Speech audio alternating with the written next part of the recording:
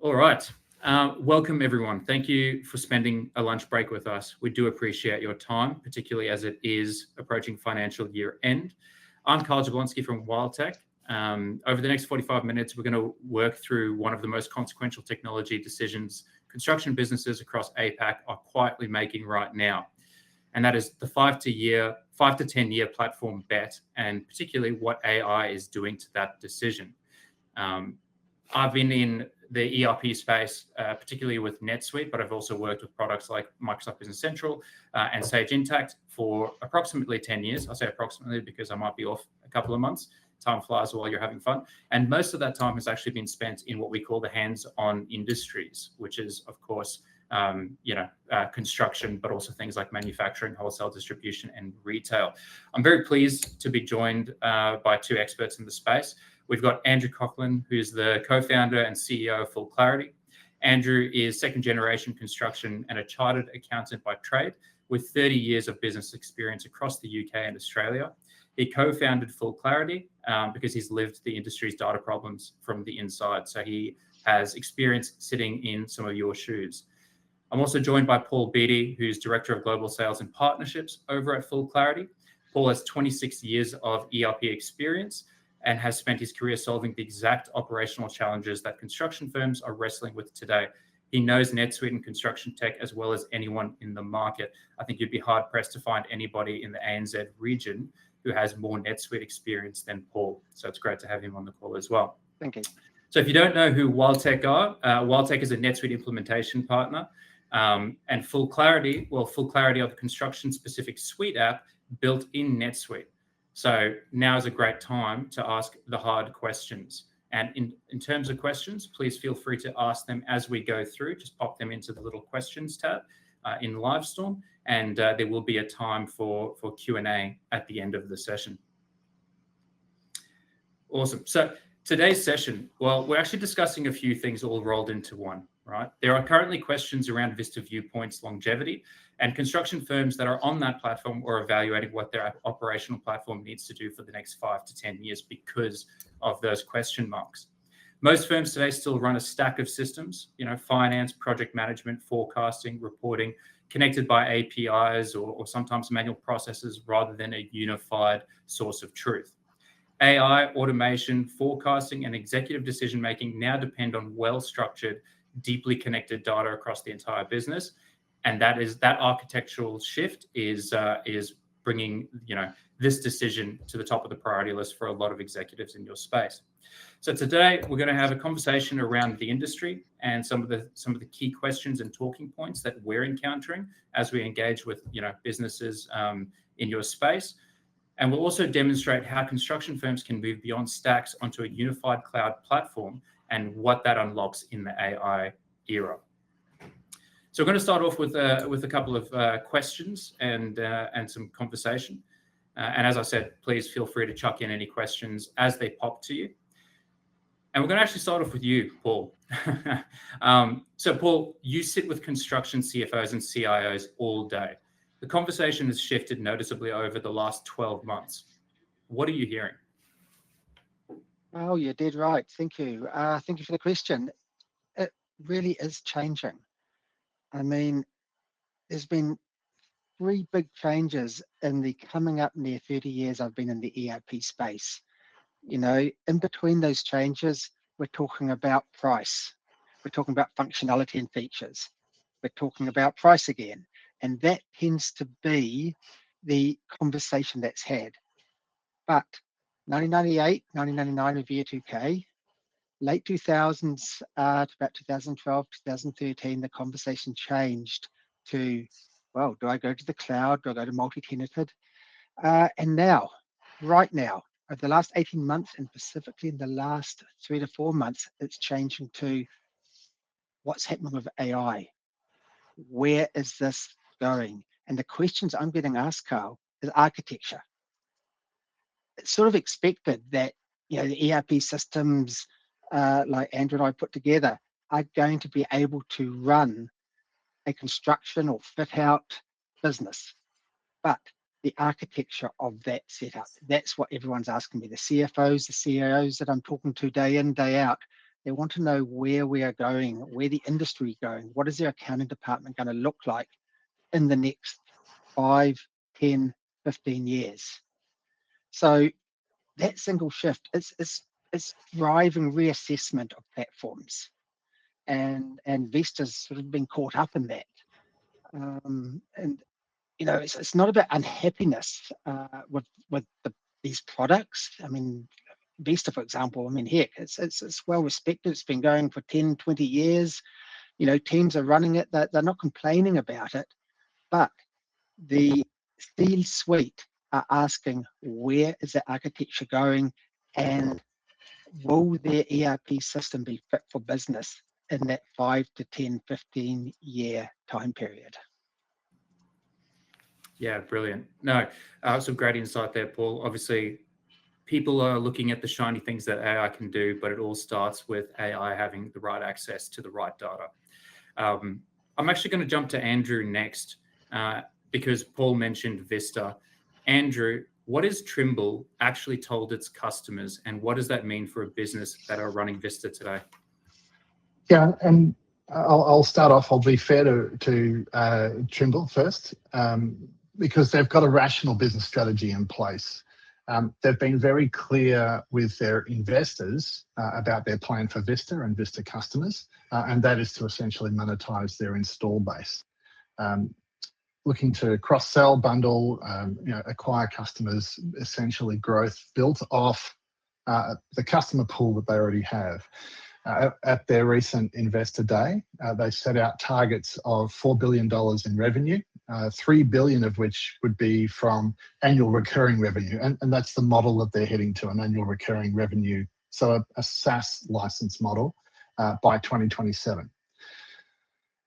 They reaffirmed that on their most recent earnings call. So roughly 3/4 of their business is meant to be recurring revenue. Vista is a big part of that customer base. So what you're not hearing anywhere in that plan is the word rebuild. They're not talking about rebuilding the software. They are essentially looking to take their current customer base onto a subscription model. So commercially, that's a one-way direction of travel onto a sort of a Trimble Construction One subscription, with Vista delivered through a remote link, the VRL, Vista Remote Link. The whole industry is really moving off legacy remote links, legacy remote desktop sort of links. So, one of the problems here is the underlying technology is coming to its end of life. In fact, Microsoft have already announced the end for their remote desktop tool. But the second point, and that's really the one that matters, there's no comment on a change of architecture. The virtual remote link isn't new software. It's just a way of delivering Vista to your screen. It's the same Windows client that you're running today, sitting on the same underlying SQL Server database. It's just coming to you over an HTTP connection instead of coming from your own server room. In fact, Trimble's own documentation describes it exactly that way: a locally hosted rich client that talks to their cloud customers over HTTPS, with the application hosted in their Azure tenant.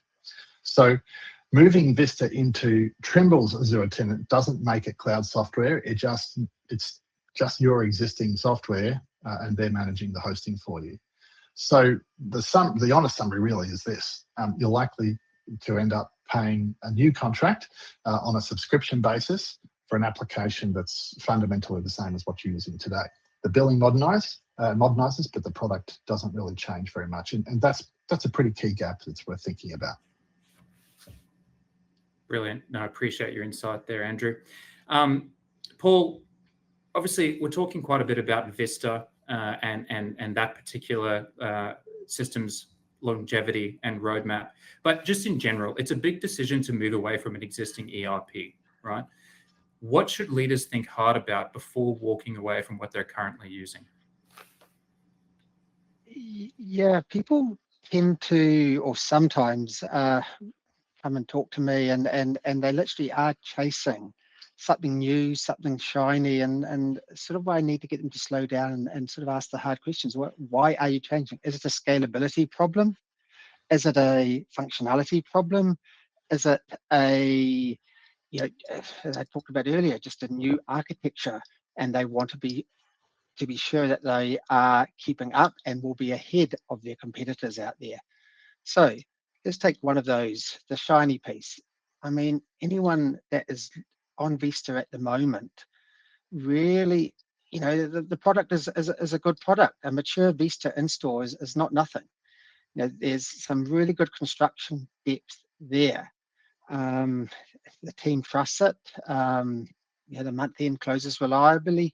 There's a lot of really good functionality there. So I do advise, step one, think really hard about carelessly throwing it out and ensuring that you're not going to end up worse off. When we get through that piece, the bits that I really want to talk to people on is things like the migration. We can stand up NetSuite and FullClarity, pretty simply. But the migration of the people, that change management, that bringing in data of half-completed projects, that's always something that takes a lot longer and should be thought about a lot deeper than a lot of people do when they are implementing ERP systems. So I will run people through that change management process, because people think about project management. I think everyone on this call in the construction sector understands project management, but it's that change management, those soft skills that people really need to think about. The second point I try to get people to think about is what is genuinely irreplaceable in the current way they're doing things. And very often it's not much, but it's familiar. And we go back to that change management piece again, where people have been doing something a long time, or the ERP system, the legacy system, has forced them to do a certain process a certain way. And so expanding those paradigms, thinking about things in a different way, being allowed for companies like WildTech to take you on a journey is very, very important.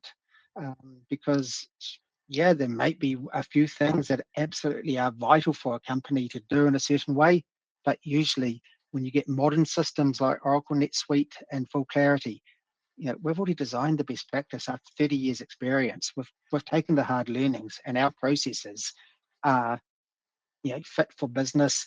They are industry best practice. Third thing I really, just to round out, I guess, is,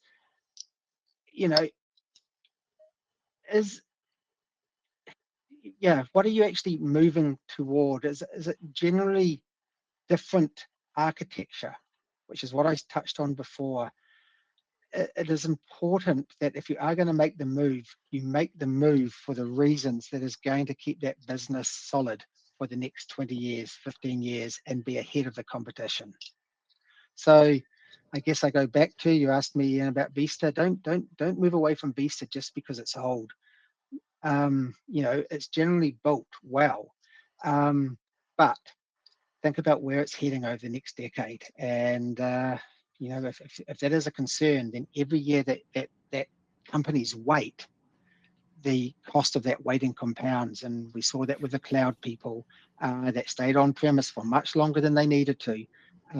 It's a lot more expensive, and they fall behind their competitors.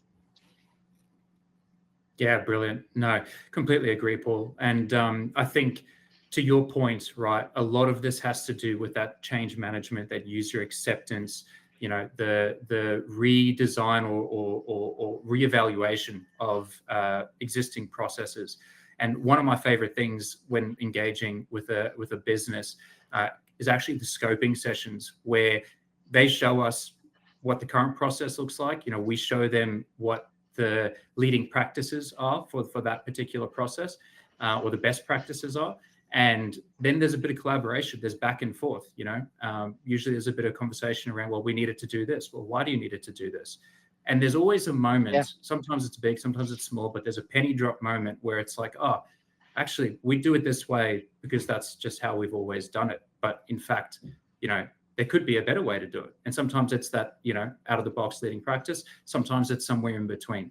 And I think that conversation and that journey is really where, to your point, Paul, you get those deliverables, those outputs, those outcomes that is really the motivator for you to start an ERP replacement project or a digital transformation project.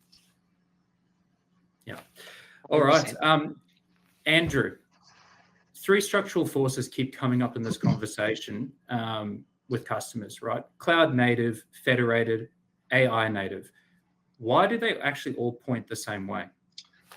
Yeah, they are 3 pretty key forces, and they are sort of all pointing in the same direction, away from the monolith. Let's just take them one at a time. Native cloud, something that's been built for cloud, always beats a retrofitted cloud attempt. Hosting what was formerly just Windows software on someone else's server, it's not cloud server, it's not cloud software, it's a hosted desktop. There's a quote from Gartner that says that by 2028, true cloud, stops being a business advantage and starts becoming a business necessity. Essentially, it's the baseline in order to stay competitive at that point. But the key there is native cloud. It's not just cloud as a postcode. Moving your software onto someone else's server is just changing where it runs, not what it is, and it's the wrong side of that equation. In terms of federated software, and just so that we're all clear on what that means, we're starting to get a bit technical on the IT side. Federated just means you've got a lot of specialist systems all trying to speak to each other through APIs and different data feeds. So that scenario gives us the ability to have specialist software in place and have the right software handling the right tasks. There's a Forrester ERP landscape report from this year that says that the value is in the orchestration and the interoperability, not the module breadth. So in other words, it's about having the right tools connected by APIs. Here's the thing.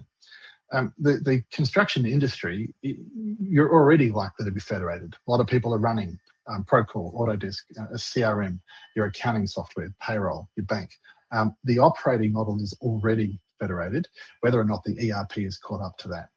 And so we're really trying to stay with that single piece of software there is already sort of breaking the way that the industry works. And the third one, and it's AI, it's probably the really decisive one. AI compounds inside the platform where it's shipped natively. Oracle NetSuite already ships AI as a core of its product with every release that comes out. Every customer gets it. It's bundled. It's not a separate purchase. It's really part of the foundation of the platform. In the 2026.1 release of NetSuite that came out in February this year, AI rolled out to everybody. So we've all got it now. And it's in reconciliation, in reporting. It's right in there now. Vista customers aren't going to get that. They'll depend on Trimble's sort of narrower roadmap. That's a bit of a tongue twister, where AI tends to arrive as sort of paid extra bundles, and they're bringing those in through acquisition. It's not built into the foundation of the platform. So this is where the 3 are pointing the same way, and it's not really 3 arguments, it's 1. Each year, the platform with the native bundled AI is going to pull further and further ahead. And you can see the gap sort of in the real numbers, in the close cycle, in AR days, in margin reporting, in the headcount that it takes to run finance. The gap, and Paul just mentioned this point. The gap as we move further into the future is going to get wider and wider and wider every day that you stay on an older piece of software, no matter how mature it might be.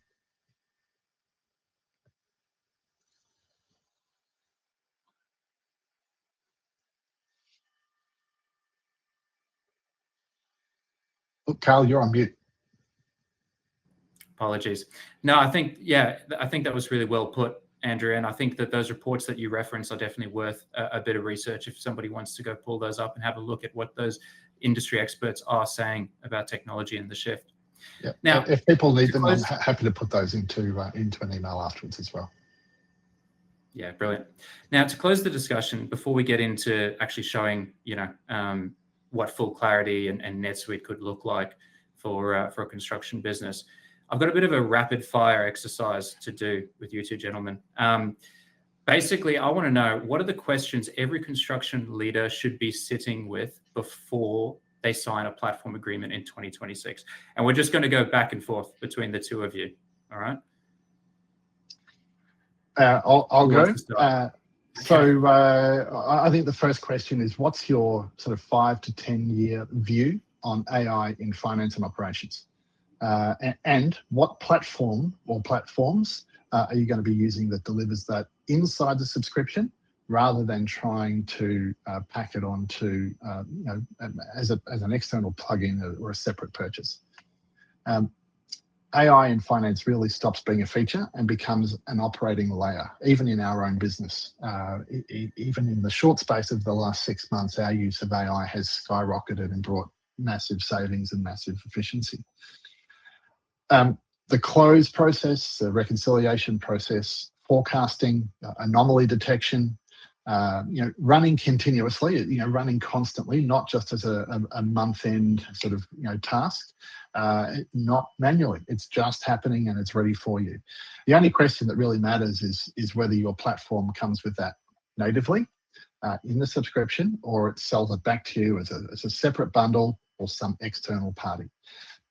Oracle NetSuite ships with it in the core. It's every release, every customer, and that's a model that compounds. And the other advantage of that is that because it's core and it's part of the product, every consultant that can help you with your NetSuite tenant is able to also assist with that. So it's more than just what you're using; it's what the entire ecosystem is able to support you with. All right, Paul, over to you.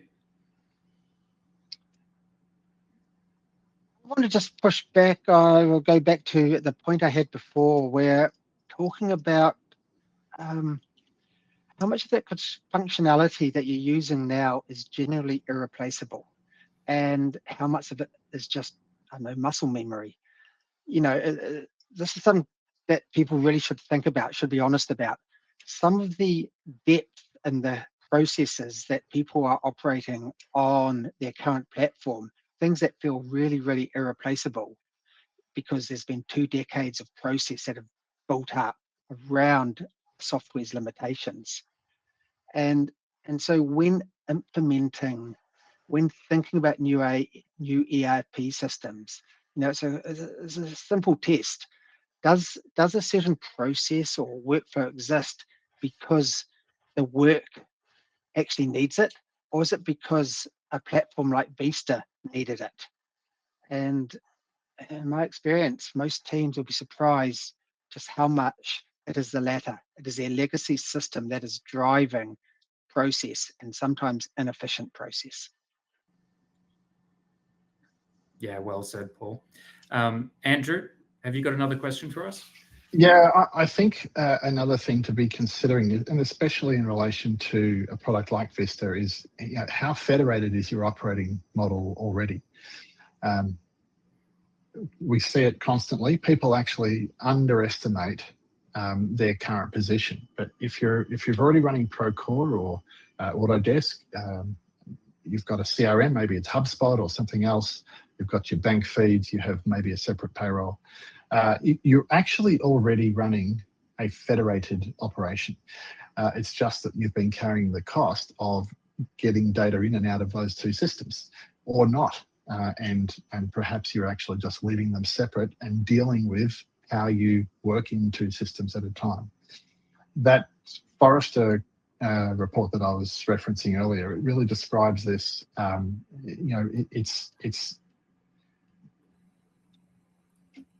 Look, this federated approach, it's not a leap for you. You're actually already living it. So the situation then is, well, how do we make the ERP one of those things that's able to plug in and be part of that data ecosystem?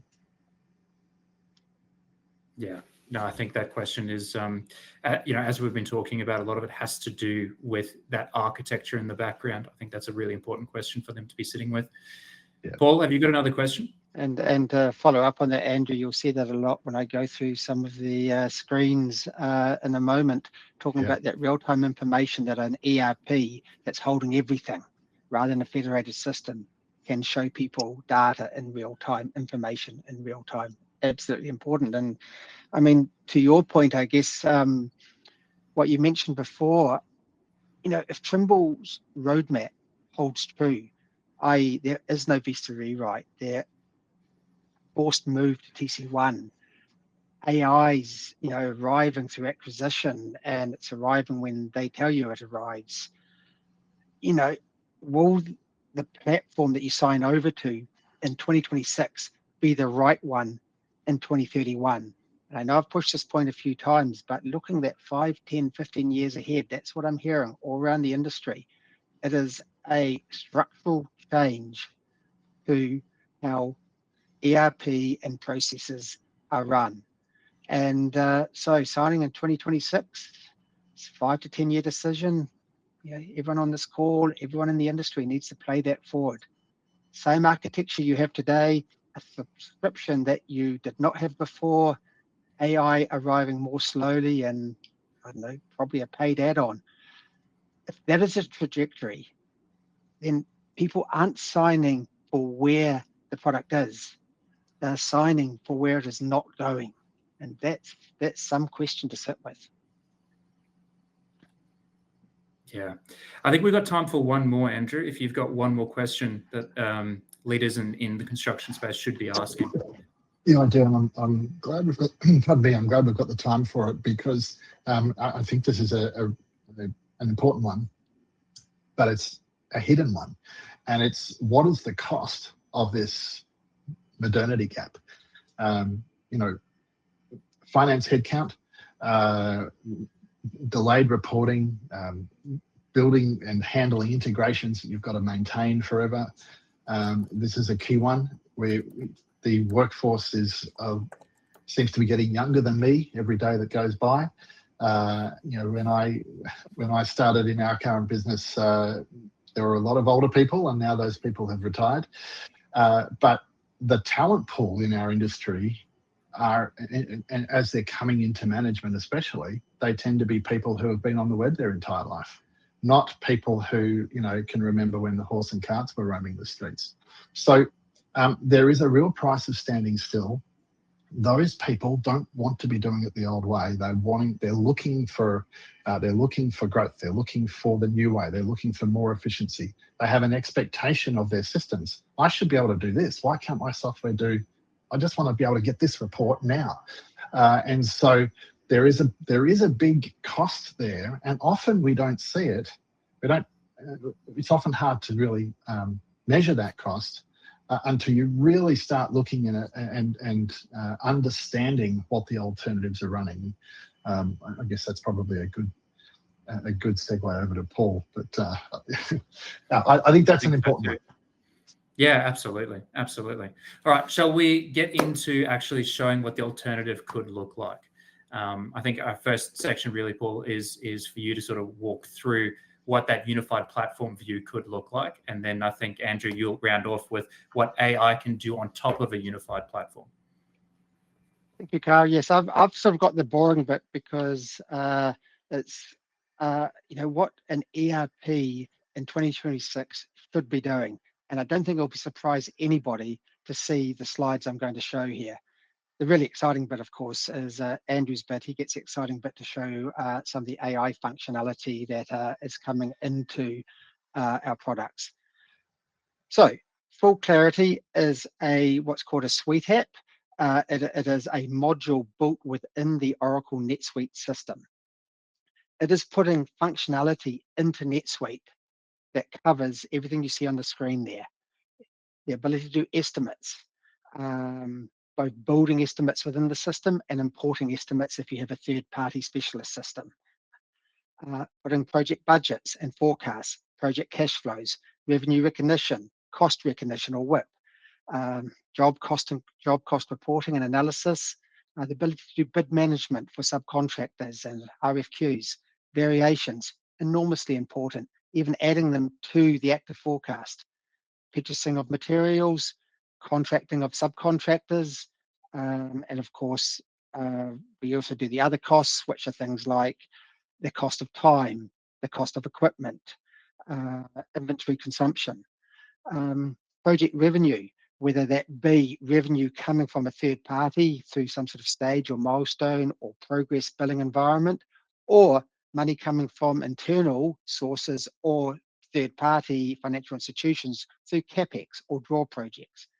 The ability to do claims to get that revenue into the company, retentions both on the AP and the AR side, and we come with 1 terabyte of file storage, and we have a Gantt scheduling system. So just going to run through a few slides here of what our product looks like. First off, this is the dashboard. The big thing I really want to emphasize here is that it's just data, it's just information.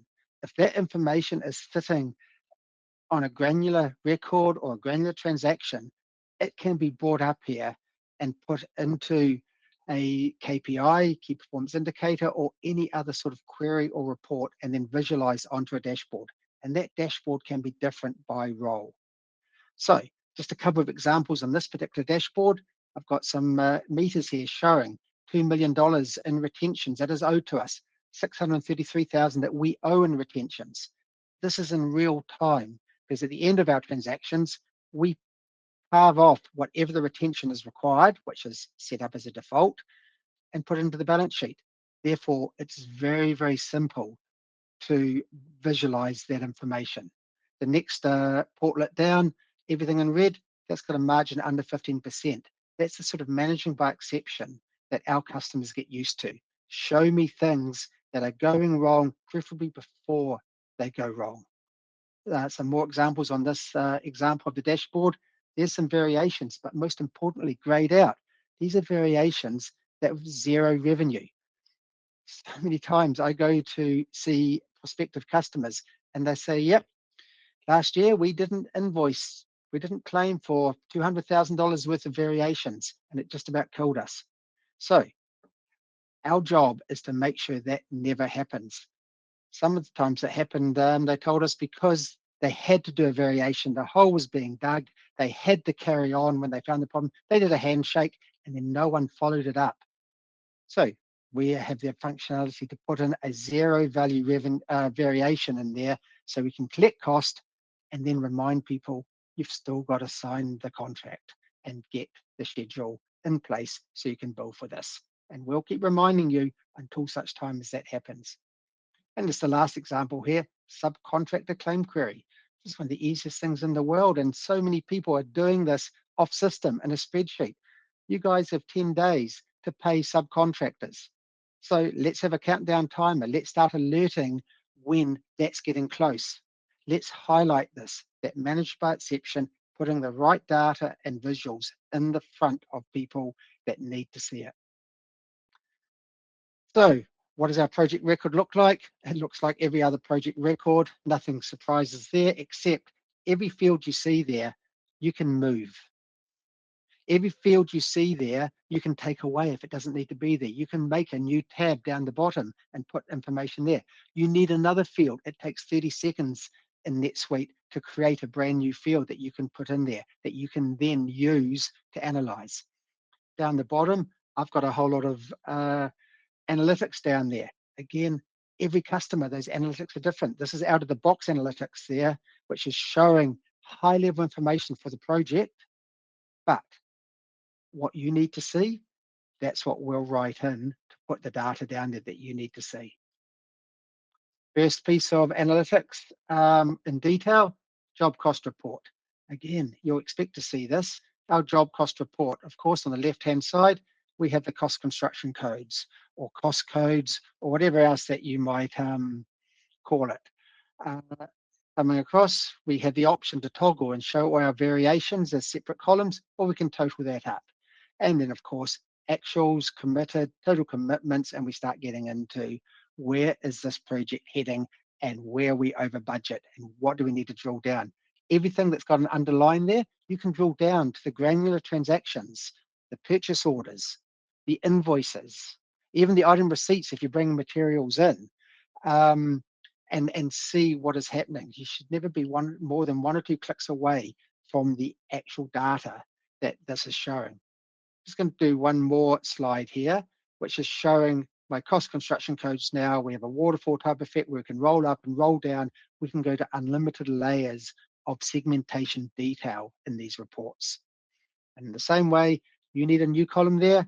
It's just data. Tell us what that column has to be. We can insert it really, really easily. Third thing I want to talk about here is our estimate budget forecast worksheets. They all look the same. They all look like this.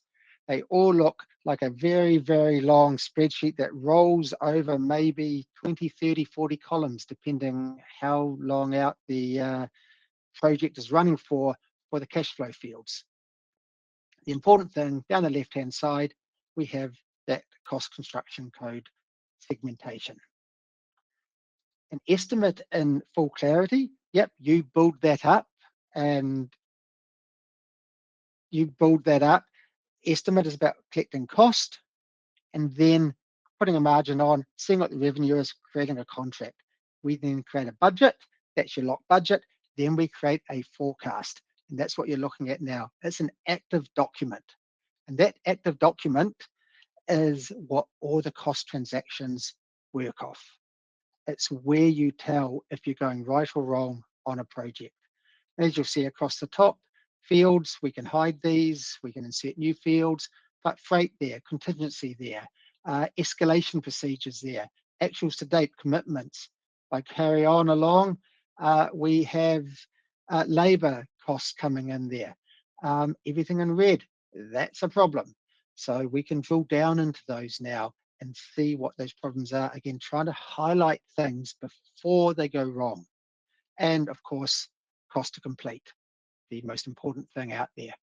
At the very end of our forecast, we have a project cash flow. How many months your project's running for is how many months this worksheet's going to be. So you'll see in May and June that is locked. That cash flow is locked, but the rest of it, we can then create a spread, start and end, and a profile. You'll see in the red box there, I've highlighted the profiles we have at the moment. Just the other month, I was on site and the CFO said, yeah, but what about a double S-curve, Paul? And I said, sure, give us the algorithm, give us the calculation, and the double S-curve is going to be in that list in the next couple of weeks. Because again, it's just data. But we can have those profiles run through.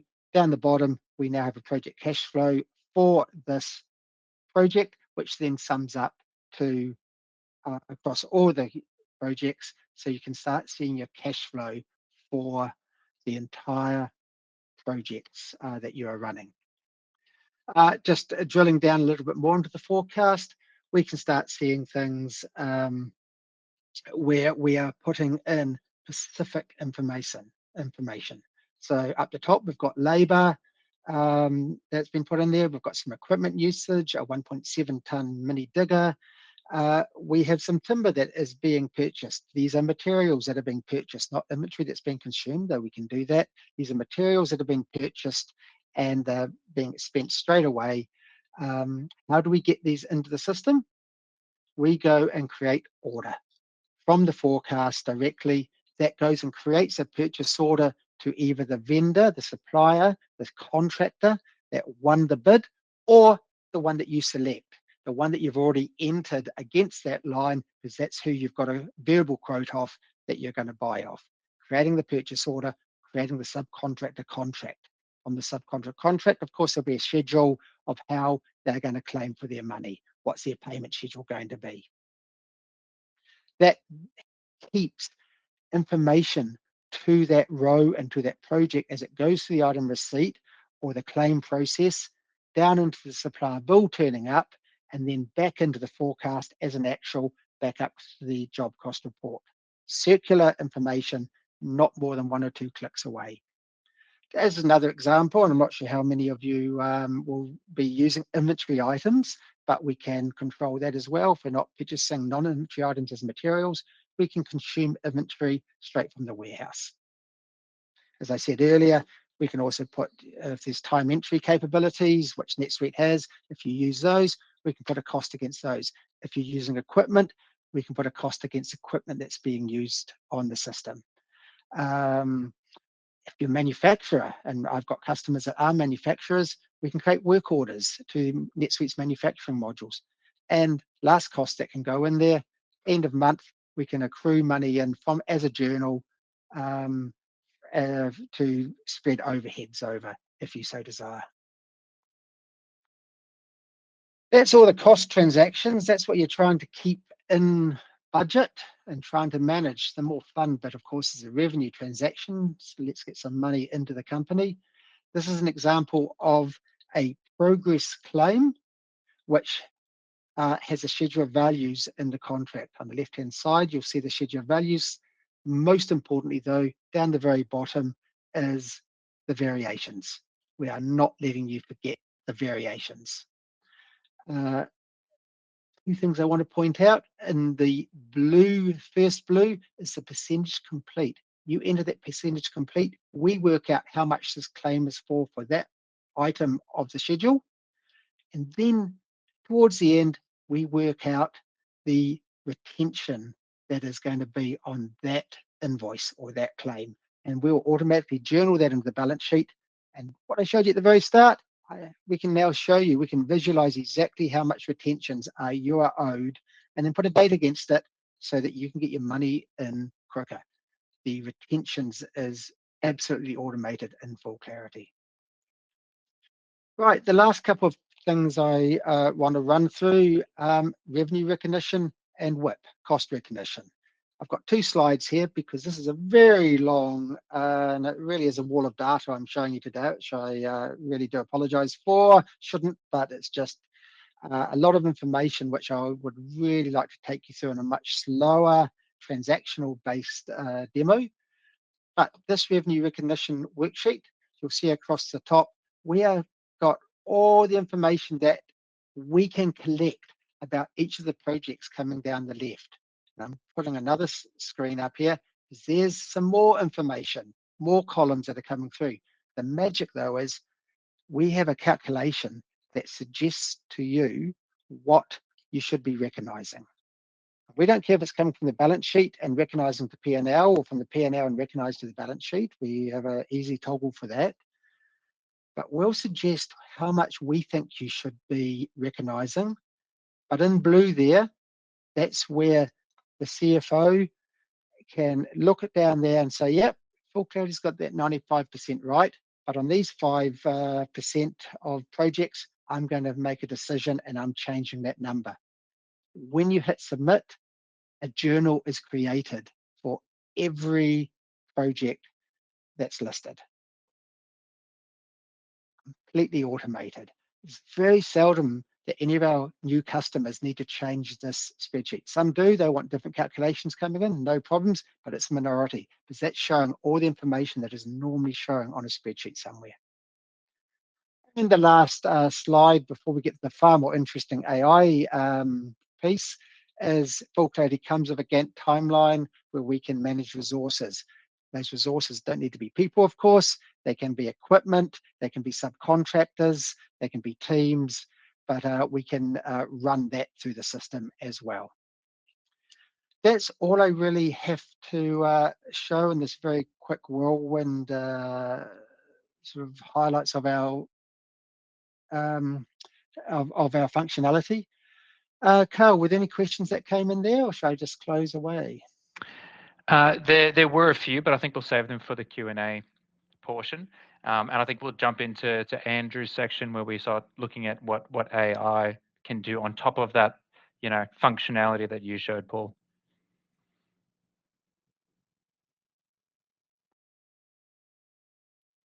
Oh, Andrew, you're just on mute. See, we're picking each other up, aren't we? I've got a video that I'm going to walk through with everybody.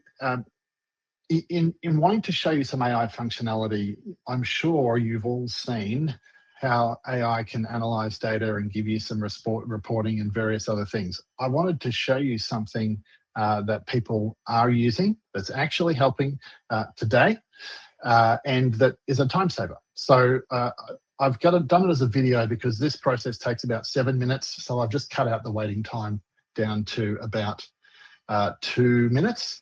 And this is an actual example of how we're bringing in someone's cost estimate template. This particular customer is still using Excel. You can see this is a massive Excel spreadsheet. It's how they're doing their estimating for their projects.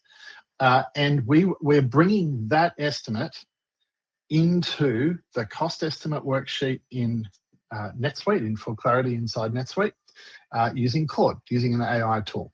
So this is functionality that's happening today. You can see that I'm on the left-hand side there, I'm talking to Claude. I'm being very polite so that when the overlords come, they'll like me. Can you please do the following? We've given Claude the spreadsheet. It's analysing the spreadsheet, and we're going to be taking that into the FullClarity estimating worksheet inside NetSuite. Now, you could do your estimating directly inside NetSuite, but some people still like estimators can be funny people. They like what they like. They've done it this way forever, and they want to keep using the tool that they've spent the last 10 years building out. That's fine. Keep using your estimating tool, but we can get that into the system using AI in a very easy way.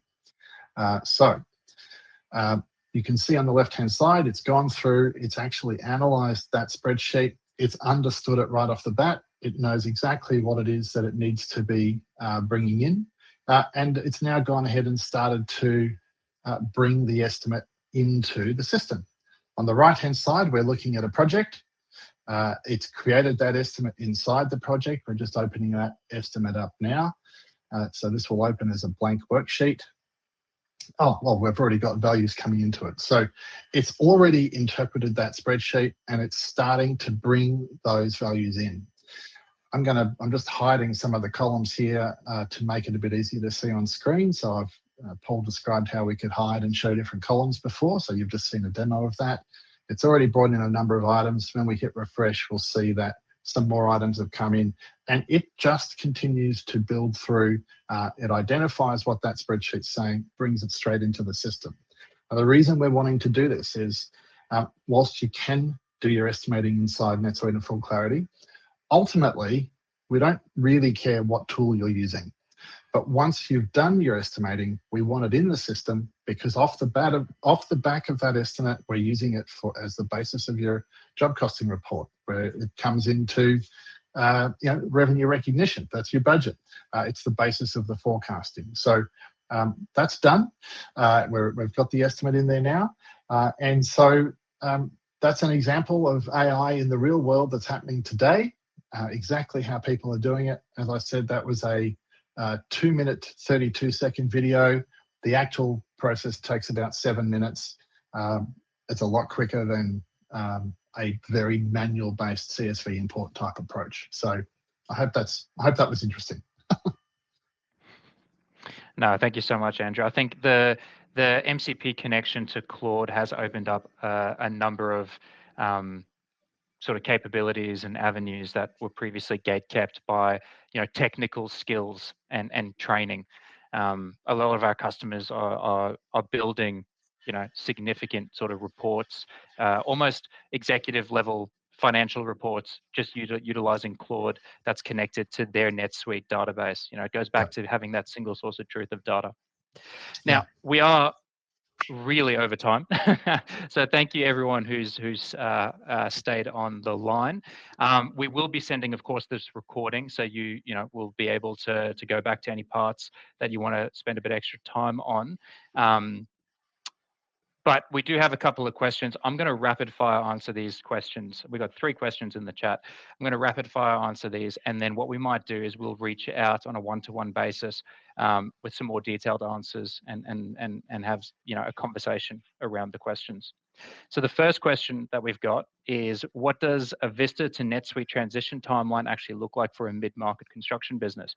That can be a little bit how long is a piece of string. I know I saw from the registrations that we had today, we've got some businesses that are in that mid-market space, some that are in that enterprise space. I would say on average for a mid-market business, it's 3 to 6 months. But we have had some that are 12 to 18 months. A lot of it actually has to do with the resources available on the customer side. And again, going back to that change management and user adoption, that readiness for change. The next question we have is, how does FullClarity sit on top of NetSuite? Is it one product or two? I'm sure Andrew and Paul could talk to this for 30 minutes alone. It is actually a built for NetSuite suite app, which has about 2+ years of certifications that you have to jump through and hurdles that you have to jump over in order to qualify for. But what it essentially means is it is a product developed by FullClarity, specific for construction on the NetSuite platform. And therefore, the customers of both FullClarity and Oracle NetSuite get the added benefit of FullClarity have their own R&D budget. They're pushing out some awesome AI capability and functionality, and then of course Oracle have got their massive AI investment that they're busy working on and utilizing. So you get the benefit of both worlds there, but it is all on that one single platform. Last question we've got is, we've invested heavily in Vista, specifically around customizations. What happens to all that institutional knowledge? That is a great question. Essentially, a lot of that comes out and needs to come out in those scoping conversations that we have with you as the customer to understand your processes and why your processes are the way that they are. A lot of it will, stay with you throughout the project and become pieces of, your IP, your secret sauce, so to speak. And we'll want to transition that across into your new system, right? The only stuff that we don't want to bring across in terms of configuration and customization is where the leading practices or better practices that come out of that discovery and conversation with FullClarity and WildTech can replace your legacy processes, your legacy institutional sort of knowledge and IP, and deliver real value. So again, varies case to case, but we don't want you guys to lose anything that makes you guys, effective in market or makes you who you are. So we're very careful throughout that scoping, and workshopping process to capture those key areas. Perfect. All right. Thank you so much for joining us. We will be sending this recording out, as I mentioned. We'll also reach out with any sort of further sort of answers to questions that we didn't have time to get to today. But again, we really appreciate your time, especially because we ran a little bit over. If you need anything from us, feel free to reach out to us. The recording and further communication after the session will have our details. Thank you very much. Thank you, Andrew. Thank you, Paul.